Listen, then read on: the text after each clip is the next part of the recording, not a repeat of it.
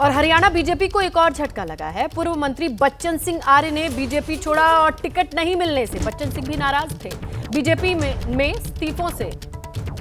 अब देखिए एक और नया नाम इसी लिस्ट में जुड़ता है। राजकुमार गौतम को टिकट मिला है। आपको बताएं सफीदों ये सीट है जहां से इन्हें उम्मीद थी, टिकट कटा है और अब इससे नाराजगी सामने आई इस्तीफे के तौर पर। एक और नाम, हरियाणा बीजेपी को एक और झटका। पूर्व मंत्री बच्चन सिंह आर्य ने बीजेपी छोड़ दी, टिकट नहीं मिलने से नाराजगी और अब इस्तीफा। तो एक और नाम जुड़ गया। आपको बताएं लगातार झड़ी लगी हुई है बीजेपी में। जब से उम्मीदवारों की लिस्ट सामने आई, टिकट कटने वालों की नाराजगी खुलकर सामने है। इस्तीफे की इस लिस्ट में एक और नाम जुड़ा।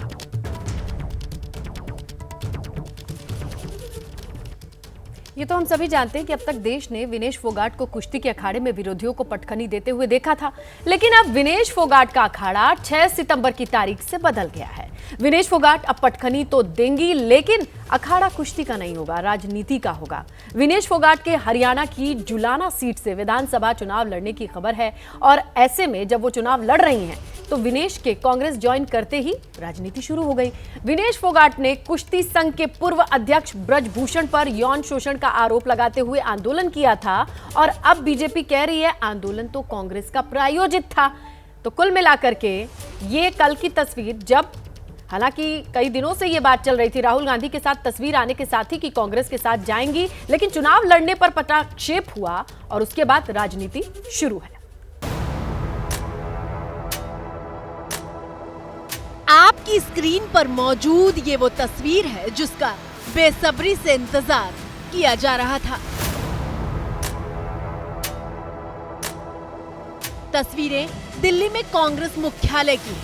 इन खाली कुर्सियों पर आने वाले चेहरों का इंतजार था, क्योंकि देश के 2 बड़े पहलवान कांग्रेस पार्टी में शामिल होने जा रहे थे।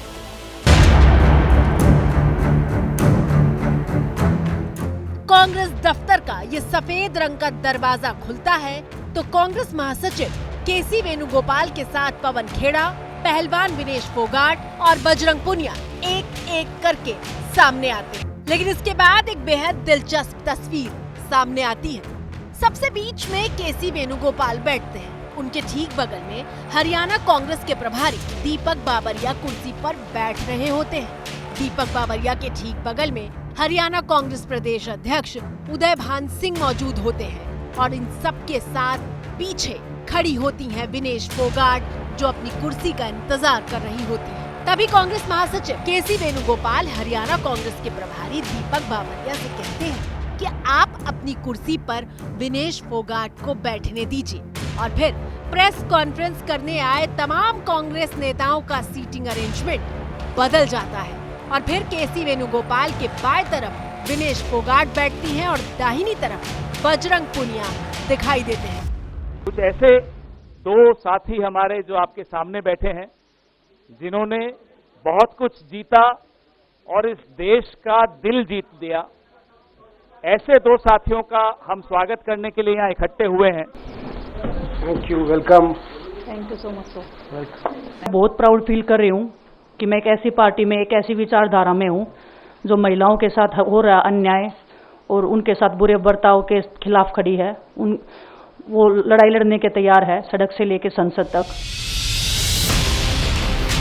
राजनीति में विनेश फोगाट की एंट्री सरप्राइज करने वाली है, क्योंकि सिर्फ 1 महीने पहले विनेश हिंदुस्तान के लिए ओलंपिक में गोल्ड मेडल जीतने के लिए खून पसीना एक कर रही थी।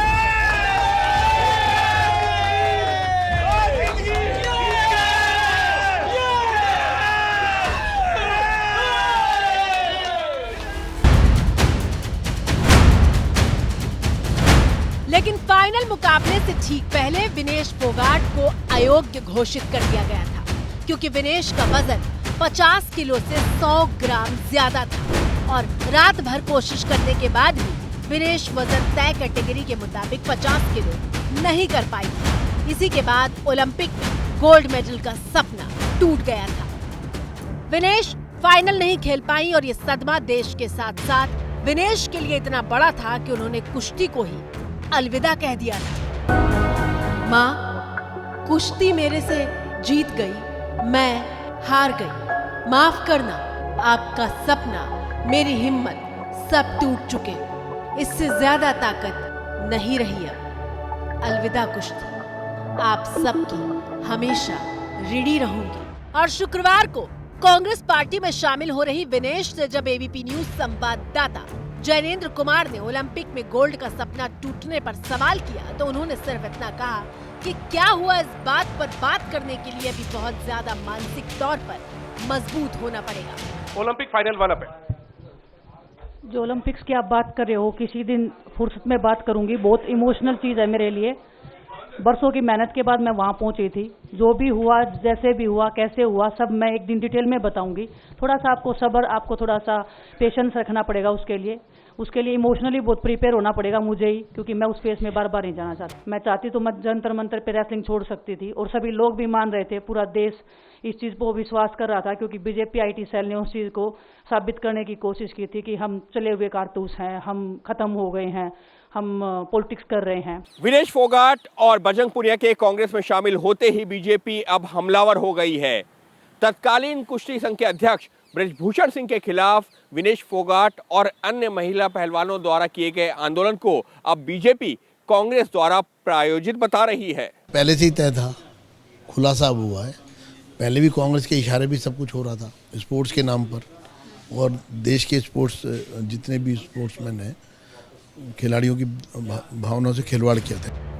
विनेश और कांग्रेस के कनेक्शन पर डब्ल्यूएफआई के पूर्व अध्यक्ष बृजभूषण सिंह का बयान भी वायरल हो रहा है। उनको जो बोलना था, आरोप लगा था, तब हमने बोल दिया था ये षड्यंत्र कांग्रेस का है, ये षड्यंत्र दीपेंद्र हुड्डा का है, ये षड्यंत्र भूपेंद्र हुड्डा का है। मैंने बोल दिया था, आज देश बोल रहा है। अब हमको बोलने की क्या जरूरत है, अब तो देश बोल रहा है। इस घटना के पहले मेरी कोई सेल्फी नहीं लेता था, और इस घटना के बाद आज तक दिल्ली की कोई यात्रा ऐसी नहीं हुई जिसमें मेरी सेल्फी न ली गई हो।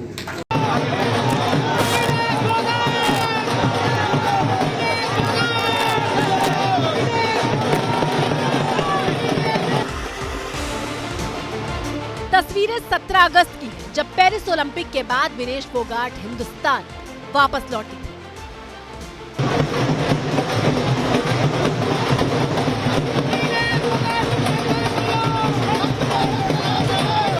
एक हीरो की तरह उनका स्वागत किया जा रहा था।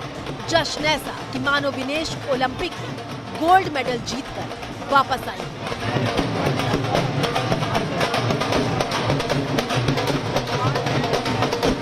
देश की भावनाएं विनेश के साथ थी, और विनेश भी लोगों से मिले इस प्यार से बेहद भावुक थे।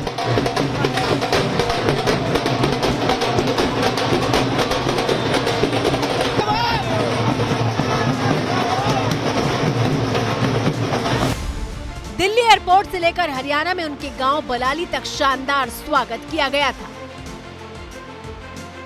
कांग्रेस सांसद दीपेंद्र हुड्डा एयरपोर्ट पर विनेश फोगाट का स्वागत करने पहुंचे थे और विनेश के काफिले में गुरुग्राम तक मौजूद रहे थे।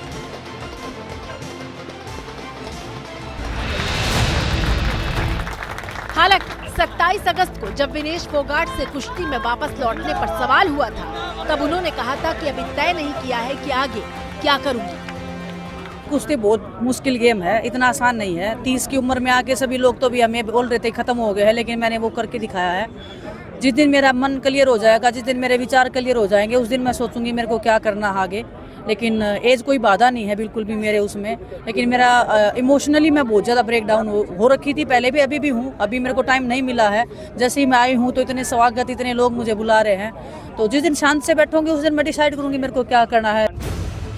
विनेश फोगाट को कांग्रेस में लाना पार्टी की सोची समझी रणनीति का हिस्सा है, क्योंकि विनेश न सिर्फ हरियाणा बल्कि पूरे देश में लोकप्रिय हैं और वो बीजेपी सरकार के खिलाफ हुए आंदोलन का चेहरा रह चुकी है। बजरंग पुनिया, विनेश फोगाट और साक्षी मलिक ने कुश्ती संघ के पूर्व अध्यक्ष बृजभूषण के खिलाफ जंतर मंतर पर धरना दिया था, और ये तस्वीरें देश समेत पूरी दुनिया में सुर्खियां बन गई थी।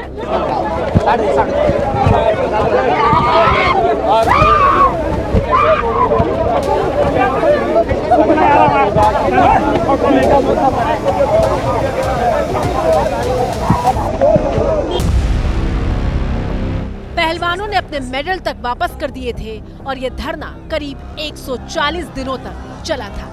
पहलवान बजरंग पुनिया ने अपना पद्मश्री पुरस्कार प्रधानमंत्री नरेंद्र मोदी के आवास के बाहर रख दिया था। कांग्रेस पार्टी का मैं बहुत बहुत धन्यवाद करती हूँ, क्योंकि जब बोलते हैं ना कि बुरे टाइम में पता लगता है कि अपना कौन है। जब हम रोड पे घसीटे जा रहे थे तो छोड़ के बीजेपी को देश में जितनी भी पार्टियां हैं वो हमारे साथ में थी, हमारे दर्द को समझ पा रही थी, हमारे आंसुओं को समझ पा रही थी। विनेश ने बताया कि बुरे समय में हमारे साथ खड़े हुए, जो आज बीजेपी की आईटी सेल बोल रही है कि इनका मकसद तो सिर्फ राजनीति करना था। हमने तो बीजेपी के जो सांसद थी, जितनी भी महिला सांसद थी, उनके घर पे लेटर दिया था, वो फिर भी उन बच्चियों के साथ नहीं खड़े हो पाए। एबीपी न्यूज से बात करते हुए ब्रिजभूषण सिंह ने अपने ऊपर लगे तमाम आरोपों को सिरे से खारिज किया था। इधर उधर मत घुमाइए, सीधे रहिए, लक्ष्य पर सीधे अपने रहिए। लक्ष्य सिर्फ एक है इस नार्को टेस्ट का, सीधा लक्ष्य है कि आपने यौन शोषण किया या नहीं। सीधे है दिवांग जी, नहीं किया, नहीं किया, नहीं किया। 4 महीना हो गया, 4 महीना। कब हुआ, कहां हुआ, किसके साथ हुआ? एक वीडियो नहीं है, एक ऑडियो नहीं है, केवल एक कहानी है, कोई सबूत नहीं है, और ये अभी से दिल्ली पुलिस के ऊपर सवाल खड़ा कर रहे हैं।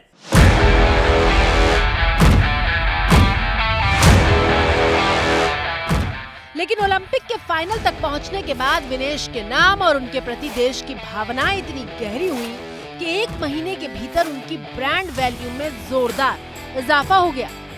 कुछ रिपोर्ट्स के मुताबिक करीब 15 ब्रांड्स विनेश फोगाट को अपने विज्ञापन का हिस्सा बनाने के लिए तैयार थे। मीडिया रिपोर्ट्स के मुताबिक विनेश की एंडोर्समेंट फीस 25 लाख से बढ़कर 1 करोड़ रुपए हो चुकी है। इंस्टा पर एक पोस्ट और रील के लिए विनेश 2 से 3 लाख रुपए लेती हैं, लेकिन चर्चा है कि अब ये बढ़कर 10 लाख हो सकता है। विनेश फोगाट का जन्म 25 अगस्त 1994 को हरियाणा के चरखी दादरी में हुआ था। पिता राजपाल फोगाट के निधन के बाद उनके चाचा महावीर सिंह फोगाट ने ही उन्हें कुश्ती की ट्रेनिंग दी थी। राष्ट्रमंडल खेलों और एशियाई खेलों में गोल्ड मेडल जीतकर विनेश ने इतिहास रच दिया था। लेकिन अब विनेश फोगाट का दंगल बदल गया है। विनेश फोगाट विरोधियों को पटकनी देने के लिए दांव तो लगाएंगी, लेकिन वो राजनीतिक होंगे। पार्टी के लिए मैदान में मोर्चा तो संभालेंगे, लेकिन वो अखाड़ा अब राजनीतिक होगा। पहलवान विनेश फोगाट बजरंग पूनिया के साथ शुक्रवार दोपहर कांग्रेस में औपचारिक तौर पर शामिल हुई और कुछ ही घंटों के बाद पार्टी की केंद्रीय चुनाव समिति ने जुलाना सीट से उनके नाम पर मुहर लगा दी।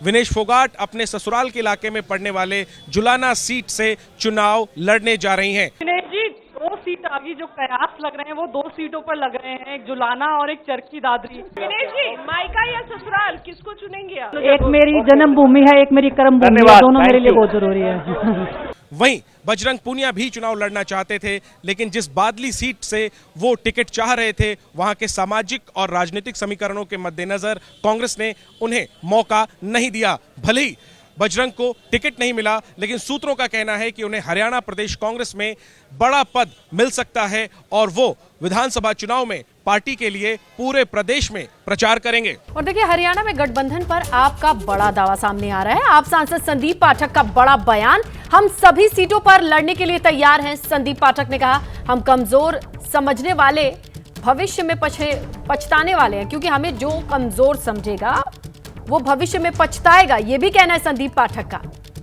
तो हरियाणा में कांग्रेस के साथ गठबंधन को लेकर के जिस तरीके से चीजें चल रही हैं, उस पर आप सांसद का बयान सामने आया है। लीडरशिप की तरफ से मैं एक चीज कह सकता हूं, हम पूरी तरीके से तैयार है, पार्टी के ऑर्डर का वेट कर रहे हैं। वर्ड गो मिलते ही हम सारा अनाउंस कर देंगे। हम हर सीट पर, हर जगह पर पूरी ताकत से चुनाव लड़ने के लिए तैयार है, और जो भी हमें कमजोर आंकेगा वो भविष्य में स्वयं पछताएगा। आइए खबर की बारीकियों को समझते हैं। दीपक रावत हमारे साथ कनेक्ट है। दीपक, जरा समझाइए ये वर्ड गो जिसका इंतजार कर रहे हैं, क्या ये गठबंधन को लेकर के, और इस पर क्लैरिटी का इंतजार कब तक? देखिए, जो ये बयान आया है किसी छोटे व्यक्ति का नहीं है आम आदमी पार्टी से। ये संगठन महामंत्री हैं, राष्ट्रीय संगठन महामंत्री हैं आम आदमी पार्टी के, जो पूरा संगठन तैयार करते हैं और कहाँ चुनाव लड़ना है, कितनी सीटों पर चुनाव लड़ना है, उसकी भी बारीकियों को आगे रखते हैं। तो सीधा तौर पर संदीप पाठक ने ये बात कही है कि हम लोग पूरी तरह से तैयार हैं। तो सीधा मैसेज कांग्रेस को है, क्योंकि पहले भी आम आदमी पार्टी एक अल्टीमेटम दे चुकी है कि आप जल्द से जल्द सीट फाइनल कीजिए, क्योंकि हमें लिस्ट जारी करनी है। संडे को पहली सूची आनी है, आम आदमी पार्टी पहले ही साफ कर चुकी है। ऐसे में अगर 7 और 10 सीटों के बीच में आम आदमी पार्टी के साथ कांग्रेस की बातचीत होती है तो शायद आम आदमी पार्टी तैयार हो जाए। लेकिन आम आदमी पार्टी का पेच फिलहाल 2 सीटों पर भी फंसा हुआ है, जहां से अनुराग ठांडा जो कि उपाध्यक्ष हैं उनको लड़ाना चाहती है आम आदमी पार्टी, और सुधीर गुप्ता जो कि अध्यक्ष हैं आम आदमी पार्टी के हरियाणा के, उनकी भी सीट को लेकर पेच फंसा हुआ है। तो ये दोनों सीटों को लेकर जब स्थिति साफ हो जाएगी और कम से कम 7-5 सीटों के आसपास दोनों के बीच बातचीत हो जाएगी तो ये गठबंधन तय हो जाएगा, वरना इसका टूटना तय है। बिल्कुल, और उसके लिए घेरेबंदी तो कर ही दी गई है कि हमें बस एक इंतजार है, बाकी सभी सीटों पर लड़ने की तैयारी हमारी है, और हमें जो कमजोर समझेगा वो पछताएगा। तो अपनी दावेदारी आपकी ओर से भी क्लियर कर रहे हैं संदीप पाठक।